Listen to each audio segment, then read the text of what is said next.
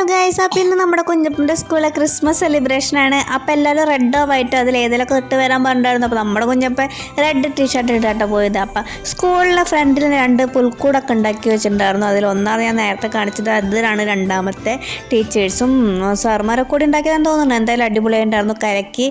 പിന്നെ നമ്മുടെ കുഞ്ഞപ്പൻ നേരെ ക്ലാസ്സിലേക്ക് പോന്നു. പിന്നെ അവിടെ കളിയാണല്ലോ.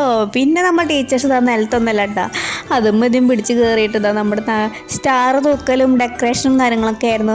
പിന്നെ നമ്മുടെ കുഞ്ഞപ്പൻ പറയണ പോലെ ദാ അമ്മൂസേ അപ്പൂപ്പൻ എന്താ യോയൊക്കെ തന്ന് നേരെ മക്കളുടെ ക്ലാസ്സിലേക്ക് വന്നത്.